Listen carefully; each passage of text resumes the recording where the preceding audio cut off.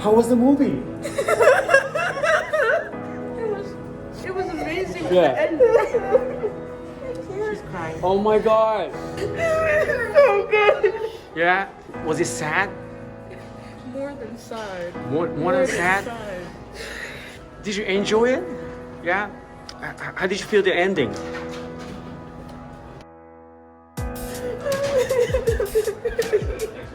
I'm crying in my mask. It's so gross. It's okay. No problem. I'm sorry. No, totally fine. So, what was your favorite scene in this movie? I gotta say when Rengoku was eating his lunch on the train. Yeah. Oh, the very last fight. Oh, the yeah? very last fight is amazing. It's beautiful. Yeah. It was such a good animation. Yeah. Oh my god. Who's your favorite character? Rengoku and Inosuke. I have to say Zetsu. Oh yeah? Zetsu, yeah. Okay. The most memorable scene to me was probably like when Tanjiro's little brother was like saying don't leave, you know? Yeah. That scene just made me so emotional. Like I just won't forget it. Top ranked demon. Demon, yeah. Yeah, and at the end that like really messed me up at the end. I was like, damn. It was like an embodiment of a person that's dedicated to something. Oh, I'm gonna protect people. Right. He protected 200 people on that. That's what he did. Yeah. So in the end, Tanjiro was so frustrated because he was not able to help Rengoku. So he was crying a lot, right? It's kind of like describing about our life. We sometimes have an obstacle. It's very relatable because at the end of the day, like a bunch of us go through a lot of things, and you may feel like you may just break, like he said, like in the movie, break through one wall, but then there's just another bigger, taller wall Right there. But then also, like Inosuke said, if someone tells you that they believe you can get to it, now you just have to focus on how to get there. Right. The person who was supposed to kill Tanjiro, the way he reacted when he saw his soul, I wasn't expecting that. That stayed with me throughout the whole movie. What do you think about Akaza? I want to know more about him because he seemed really like interesting. Like his way of fighting and stuff like that was really interesting. So he was also telling Rengoku become a demon. Yeah. If you become a demon, like you can be stronger and you can live longer. How did you feel? It makes me wonder like how he got into it. Like what circumstances led him to become one. Right. I'm interested in like what his backstory is going to end up being because I'm sure they're gonna. I hope they elaborate on it. Yeah, definitely. If Akaza told you become a demon, would you be a demon? Maybe. I'm not gonna say no. I heavily consider it, but I don't know. How was the movie? The animation, amazing. The music, amazing. The set pieces, so fire. I mean, all in all, I'm probably gonna watch it again next week or something like that. Yeah. So I didn't think I was gonna get emotional again, but when he died, I definitely was sharing a few tears. You know, like. So how was the movie? Amazing. Yeah. Loved it. Money well spent. Yeah, I cried like twice. So how was the movie? Great. Amazing. I loved it. Yeah. Pay attention to the scenes really closely because it details the next arc so blatantly, but only if you get it. It was really good going in blind. I mean, the animation, like they said, was 10 out of 10. Voice acting was really well done. How was the movie? It was everything I was hoping it would be. It was a twist at the end I was not expecting. It was crazy. What do you think about Akaza? What do you think about him? Crazy. It was a good fight. I thought he was gonna lose. I thought he was gonna. Oh yeah. But I thought he was pretty strong. He was very strong and he was cocky. Yeah. Also, Akaza was talking to Rengoku. Yeah. Why don't you become a demon? If you become a demon, you can be stronger and you can live longer. How did you guys feel that?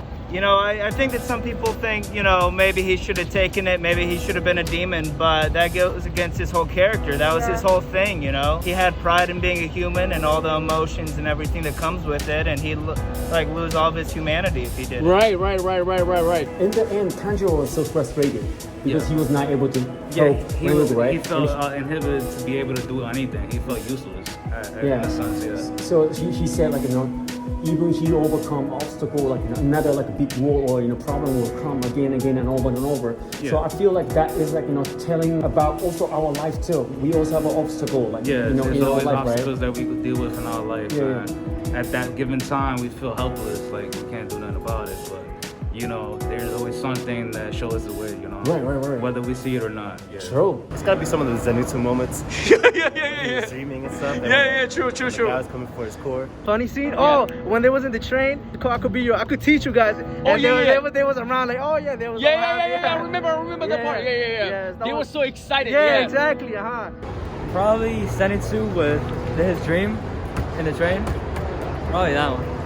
His mother was like telling Rengoku, you're born with like greater abilities. You should use that ability to weaker people. Yeah. How did you feel that message from Rengoku's mom? It like you could really see it in his character. Like he preferred to take hits instead of having like 200 people die. And even the master of the demon corps was like, he was really proud of him. He's like, I'm not sad because I'm gonna see him, and he managed to do this, and I'm very proud of him. It was great. I loved it. Yeah, I think it translated really well. Oh yeah, you think so? Yeah. So I think it was just a great add-on to the plot. Tanjiro ended up killing himself or committing suicide several times in his dream just to wake up. Like, oh my goodness. The will and the determination that this boy has knows no bounds. And, you know, I don't know why, but that stuck to me a lot. There were also a couple like really great scenes in there when he was stuck in the dream state and he was with his family and he felt like, oh, I don't want to leave. I just want to stay here forever. And also, you know, I always enjoy Zenitsu.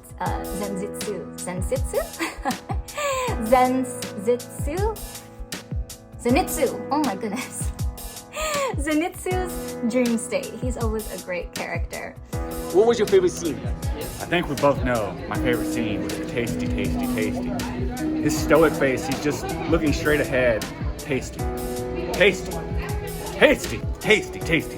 Akaza, the upper three? Yes. Convincing Rengoku, why don't you become demon? Yes. If you become demon, you can be stronger. Yeah. But he said no. What do you think about that? I think that said a lot about Rengoku as a person, that he wasn't looking for power or to become strong. He was looking to protect, even at the cost of his own life. So instead of extending it to become more powerful, he used all the power he had left in his one life to save others. Zenitsu's, when he was in the dream and they had to try to kill him in his dream, when he came in with, I forgot what the tool is called. Scissors. The scissors. I like that part. Yeah. Actually, I gotta agree with him with the Zenitsu one with the scissor. I actually really love that part. I really love that part. Inosuke and his expedition team, when he called Tanjiro, Nezuko, and Zenitsu to fight the train demon, and he labeled all of them as his henchmen, and they had funny animal features on them. It was pretty hilarious. Yeah. Zenitsu's like subconscious, and he just like has the little scissors. Yeah. It's like, what are you doing? What is this? Yeah. Zenitsu was having a dream with Nezuko. Yeah, definitely. Definitely Inosuke.